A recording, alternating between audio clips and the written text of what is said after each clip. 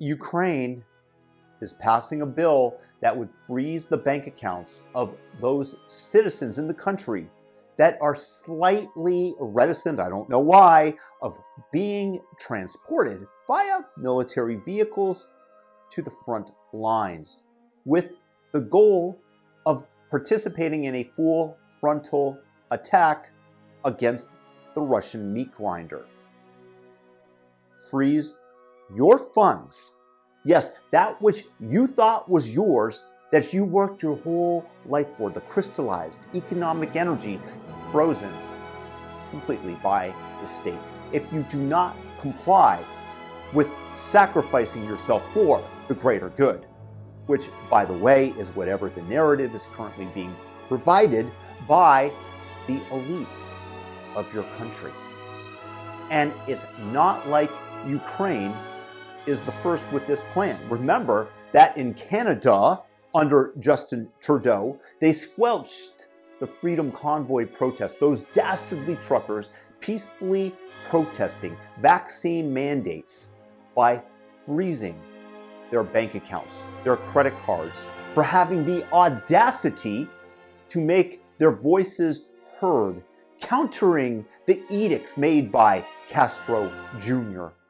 Not only the truckers, though, having the poor judgment according to the authoritarians in power and supporting the wrong cause by donating a few dollars to it, and your accounts also were frozen in ice in the middle of a Canadian winter.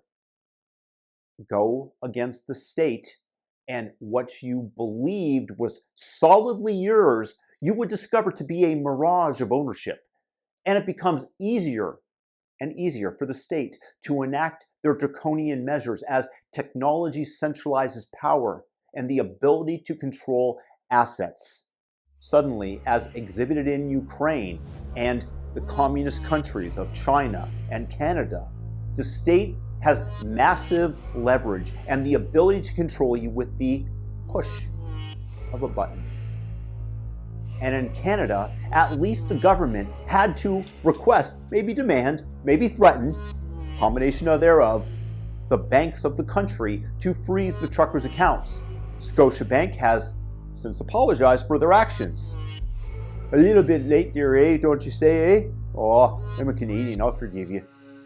But with the CBDC that the authoritarians want to introduce, we are in even bigger trouble. Why, you might ask? We already use mostly digital money after all. How could it be any different? Because the CBDC will remove the one layer of friction that I mentioned moments ago. Rather than asking or demanding, whatever they did, the banks freeze you out, they merely decide and press that little red financial button. Do as I say, or I will press it. When I say you are cannon fodder, I mean it. So say you don't want to get ripped apart by Russian weaponry or kiss the feet of Comrade Trudeau in order to have access to the crystallized energy of your past production. I mean, isn't AI just going to centralize power in the state anyways, which will descend upon our liberties like a Death Star and blow them to smithereens if we don't comply with their every edict? Is it not that the idea of liberty in reality is actually illusory? So what is the answer then? Is there a counter to the despotism, to those who demand we take a non-working vaccine for a mostly non-lethal disease that they, in all likelihood, created? Who out there doubts that the Democrat elites in America, for example, would have frozen you out of your bank account if they had the ability under the emergency measures that they enacted for the emergency that they created? They know best, after all. They are our superiors. They're our elites. Well, this is what you've been waiting for.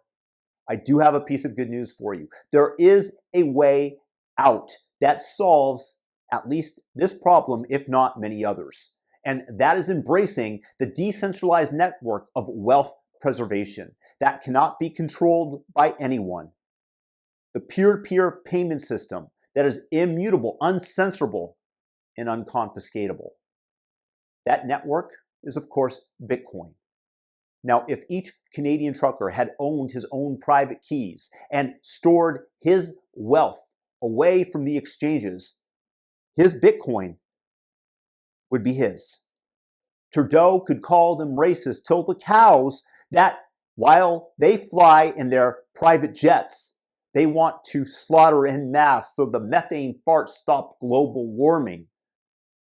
Till the cows came home. And he could yell at the banks to do something and do it now because I am the dictator. And his antagonistic cries would fall as harmlessly as powder snow on a Christmas morning because you're toasty inside roasting marshmallows in your own bank. With Bitcoin, you control your money as you would have in the past if you had had gold coins squirreled away somewhere, except that the BTC is much more difficult to seize, and you can teleport it to another destination in a matter of minutes. That doesn't mean, as I mentioned earlier, that if you have your coins on a centralized exchange like Coinbase, Binance, or whatever they're going to offer in the future, that they could not confiscate or freeze them en masse. They absolutely could, but not again if you have them tucked into a weightless safe, protected completely by cryptography at a cost approaching zero. Now that's pretty cool. Bitcoin and decentralized currency is the greatest countermeasure and perhaps the only one we currently have to the growing centralizing power of the ruling cabal using artificial intelligence as their means of control and enforcement. Canada and their dear leaders showed in what was previously thought of as a free country their yearning desire and ability to coerce their citizens. It was really one of the greatest advertisements for Bitcoin in history. And today, Ukraine is following in Canada's footsteps, ready to sacrifice their citizens on the battlefield using the leverage of no other options, economic, wealth confiscated, so that they are much less reticent to set foot in the meat grinder because they have much less to lose. And this strategy of control will be utilized by other countries, by the ruling cabal of elites who continue to storm the ship of mankind's liberty. And should you resist, they're just going to throw you overboard to Davy Jones' locker or out into the cold Canadian winter. But again, there is a lifeboat that might be the escape, the one escape from their totalitarian control. And that lifeboat, my friends, is Bitcoin.